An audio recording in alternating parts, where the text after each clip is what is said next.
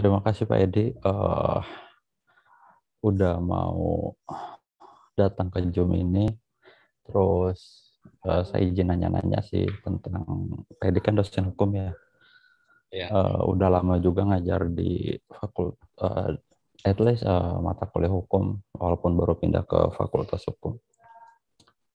Pak Edi ini teman saya dari lama banget, dan beliau orangnya keren banget, luar biasa.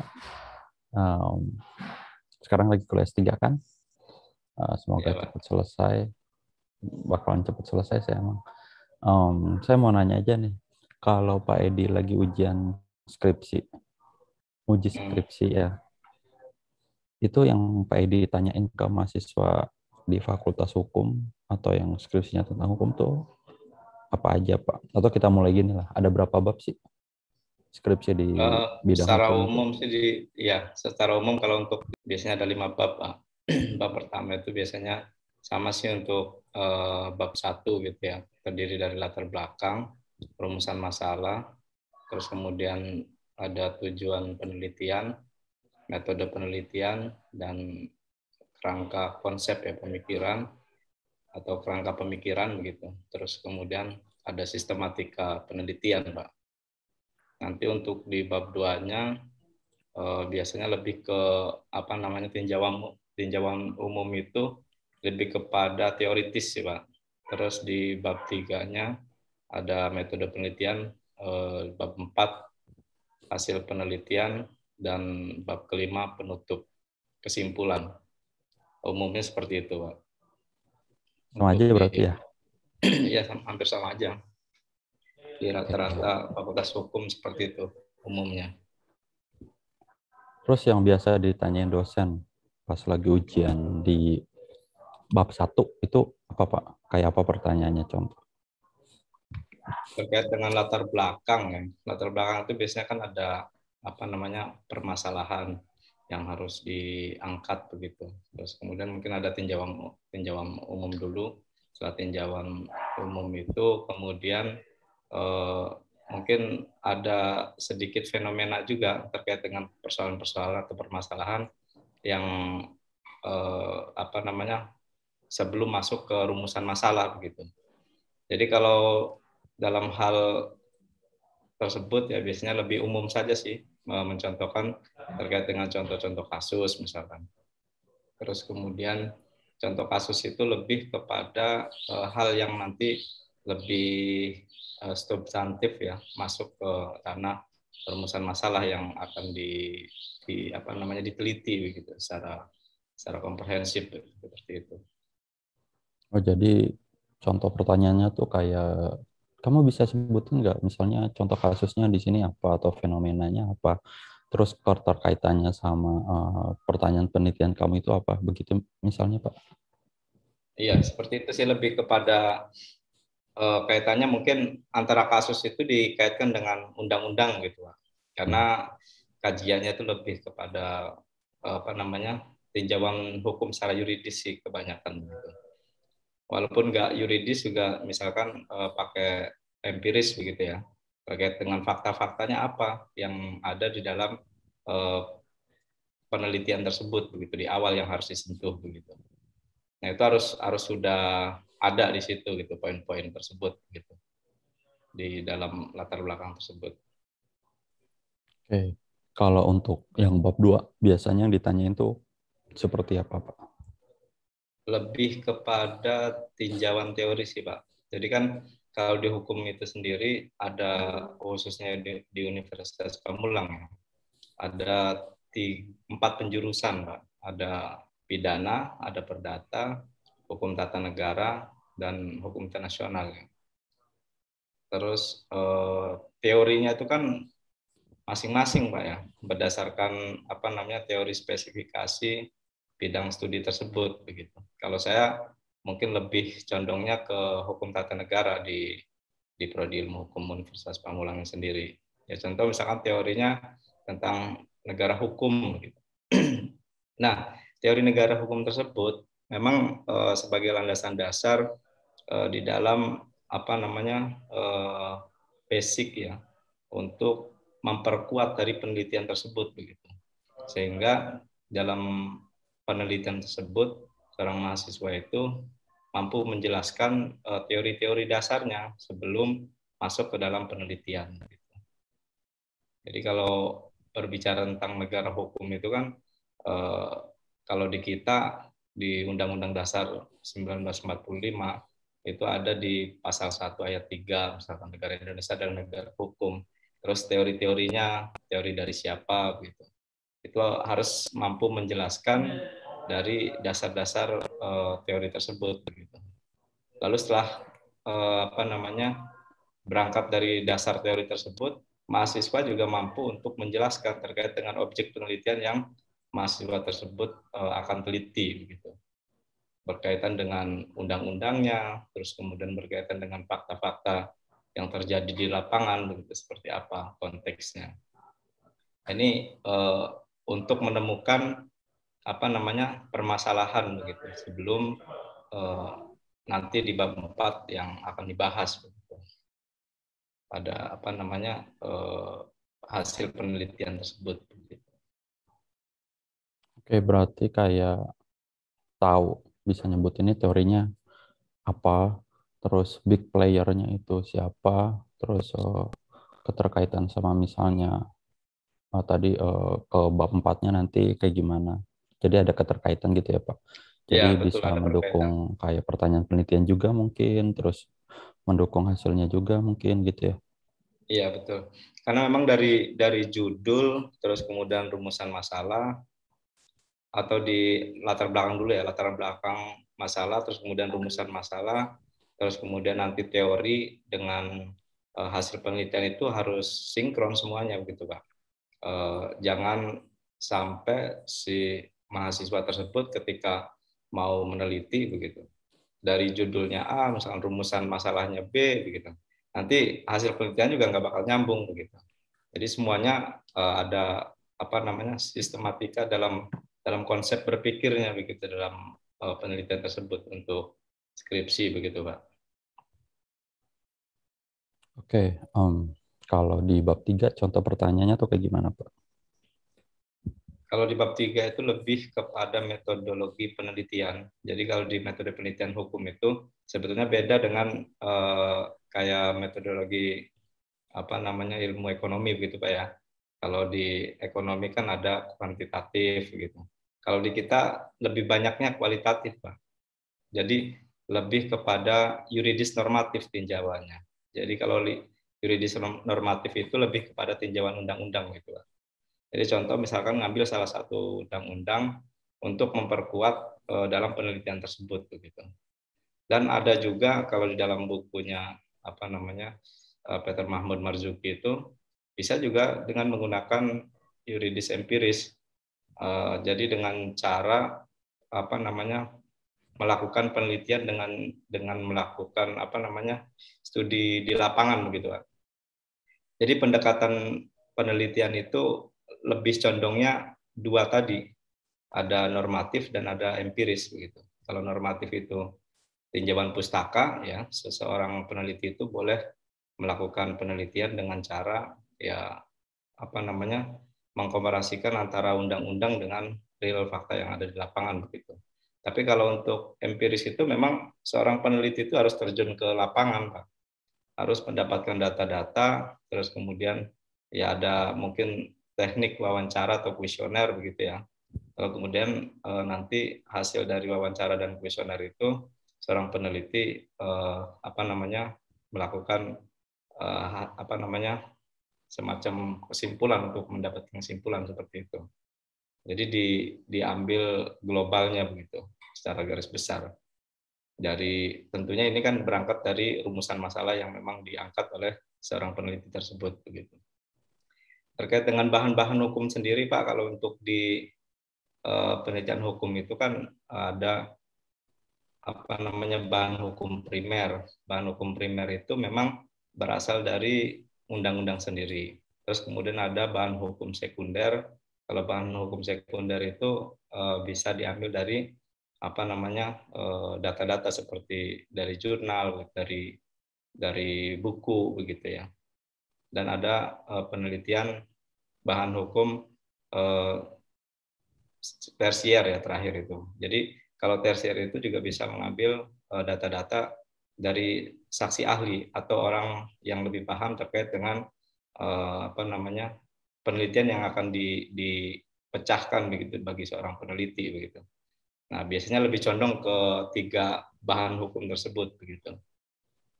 Nah, untuk memperkuat itu biasanya seorang peneliti itu memang harus ada bahan hukum primernya karena dasar patokan atau pijakannya itu kan berasal dari undang-undang semuanya yang yang akan diteliti lalu kemudian yang akan dipecahkan begitu. Itu tidak terlepas dengan peraturan perundang-undangan karena memang itu basic dalam penelitian di hukum, Mbak, seperti itu.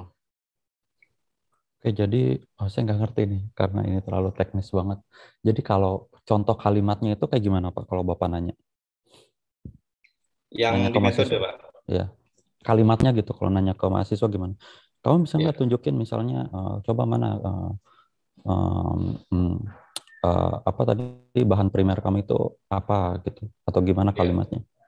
Mungkin yang saya tanyakan terkait dengan relevansi, Pak. Undang-undang tersebut terkait dengan penelitian yang akan diteliti begitu dari rumusan masalah itu sudah relevan belum begitu.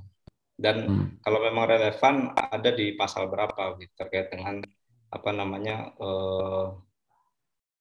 objek yang akan diteliti. Dan mahasiswa itu memang harus bisa menunjukkan karena dalam hukum itu kan terdiri dari pasal bab terus kemudian pasal dan ayat begitu. Nah, untuk lebih spesifiknya lagi ya mahasiswa mampu menjelaskan terkait dengan pasal-pasal atau bab-bab ataupun mungkin terkait dengan ayat-ayat berapa yang harus dijelaskan begitu untuk menjelaskan terkait dengan penelitian tersebut begitu. Itu kalau bab 3, kalau bab 4 biasanya yang kalimat ditanyanya tuh kayak gimana Pak? Ada Bab nggak? 4 itu kan hasil, Pak. Hasil itu kan memang dasarnya juga berangkat dari teori tersebut ya, teori yang sudah diangkat di bab 2 begitu. Nah, terus misalkan nih dia menggunakan yuridis empiris begitu. Kamu sudah benar melakukan penelitian ini, ngambil datanya di mana misalkan di Kemenkumham atau memang di lapas begitu ya. Atau kalau dalam kajian hukum tata negara itu di Mahkamah Konstitusi gitu terkait dengan putusan MK begitu. Dan kamu di sana prosesnya seperti apa untuk mendapatkan data tersebut begitu. Itu mahasiswa harus bisa menjelaskan dari proses yang sudah dilakukan oleh mahasiswa untuk menjelaskan hasil tersebut begitu. Dan tentunya seorang dosen atau yang menguji begitu ya, itu juga harus jeli begitu untuk melihat hasil data yang diperoleh oleh mahasiswa itu dilihat dari rumusan masalah begitu dan juga judul tersebut relevan enggak gitu. Jangan sampai antara rumusan masalah tidak dijelaskan gitu di dalam bab 4 tersebut karena itu poin paling pentingnya sebelum masuk ke dalam hasil begitu.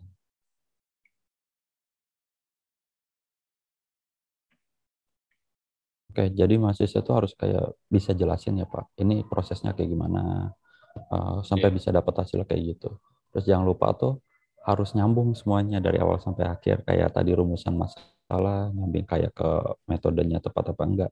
Terus juga ada pembahasan di rumusan masalah yang tadi udah ditulis di bab satunya gitu ya Pak ya, connect satu sama Yeah. yang lain gitu. Nah Yeah, kalau betul, bab Pak. 5 Bapak suka nanya nggak? Kalau di bab 5 itu kan memang kesimpulan ya Pak ya. Jadi kalau kesimpulan itu memang harus dilihat dulu juga dari perjalanan penelitian tersebut begitu. Memang bab 5 ini kan menjawab dari rumusan masalah gitu. Dan juga hasil penelitian di bab 4 tersebut. Kalau memang sudah nyambung, saya kira nggak perlu dipertanyakan lagi. Kecuali misalkan penelitian itu berbeda begitu dari umumnya Pak. Misalkan terkait dengan misalkan dengan kasus narkoba begitu ya. Ternyata memang mahasiswa itu jawabannya berbeda dengan teori-teori yang sudah ada begitu setelah mahasiswa itu diteliti. Nah, baru itu dipertanyakan untuk relevansinya. Gitu. Kalau memang tidak relevansinya itu memang saya anggap nyambung begitu ya antara fakta di lapangan seperti apa, saya kira itu nggak perlu diperdebatkan. Tapi kalau memang ternyata realnya itu tidak sesuai dengan di realitanya, maka mahasiswa harus bisa menunjukkan bukti-bukti terkait dengan hasil penelitian tersebut begitu. Karena memang di ilmu hukum itu berbicaranya data ya, berbicara data dan data itu diambil dari bukti-bukti begitu untuk meyakinkan data tersebut bisa dikatakan valid ya atau benar begitu seperti itu. Berarti Bapak nanya bab 5 kalau emang kok ternyata nggak sesuai gitu loh sama misalnya nggak cocok gitu kayak pembahasannya atau misalnya metodenya gitu ya.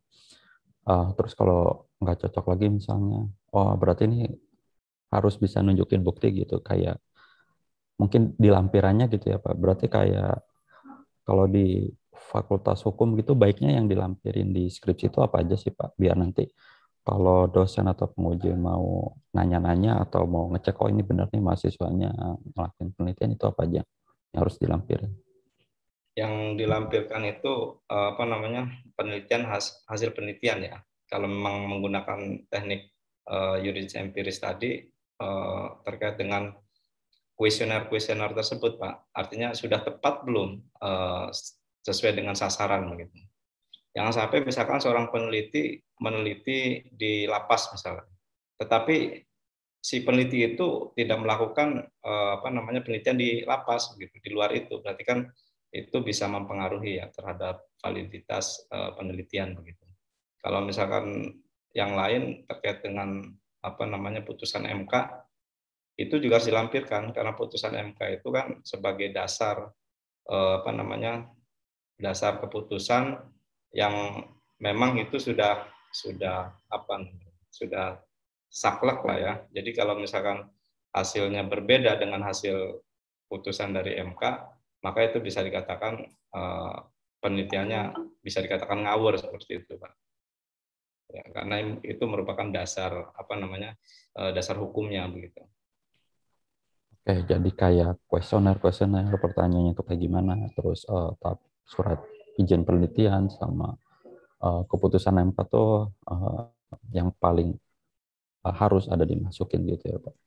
Satu lagi nih, kalau daftar pustaka itu suka dicek nggak misalnya kayak, wah kamu ini harus banyak undang-undangnya atau misalnya, oh kamu ini harus banyak jurnalnya atau ini terlalu dikit atau gimana? Suka dikomentarin nggak Pak? Ya, saya sering Pak di daftar pustaka itu. Karena memang namanya penelitian itu bukan tulisan seperti karangan bebas begitu ya, tapi by data semuanya begitu. Terutama memang data-data tersebut harus banyak, baik dari buku, jurnal begitu. Dan memang undang-undang itu salah satu unsur yang harus ada begitu, wajib sifatnya Pak. Karena memang hukum itu landasannya itu berasal dari undang-undang tersebut. Terus kemudian dalam teknik penulisannya juga kan ada standarnya Pak ya. Biasanya kalau untuk di prodi hukum Unpam itu memang menggunakan catatan kaki ya, tapi nanti kan dilampirkan juga di daftar pustaka. Gitu. Nah umumnya itu menggunakan style APA gitu Pak, menggunakan style APA, terus kemudian nanti banyaknya data yang dilampirkan dalam daftar pustaka itu juga harus sesuai dengan kriteria ya yang sudah ditentukan oleh prodi ilmu hukum itu sendiri begitu. Minimal itu 50 sumber ya, baik dari buku ataupun jurnal. Dan undang-undang itu harus ada seperti itu. Dan yang lain juga boleh, internet juga boleh dimasukkan. Tapi internet itu memang yang harus relevan juga terkait dengan data-data yang diambil, bukan sembarang internet atau misalkan tulisan tersebut tidak ada sumbernya atau penulisnya begitu. Karena itu harus ditampilkan begitu sebagai apa namanya data ya, data yang sifatnya wajib. Jadi mahasiswa tuh harus mastiin kalau stylenya itu pakai APS semua dari ujung ke ujung gitu, jangan campur-campur atau nggak ada ketentuan pakai style apa gitu ya Pak. Atau juga harus ada uh, hukum, maksudnya undang-undang karena kan jelas ya itu referensi utamanya gitu ya masukin. Oke, Oke. itu udah sih semua yang tadi saya tanya, udah banyak juga informasinya, udah lengkap. Terima kasih Pak Edi.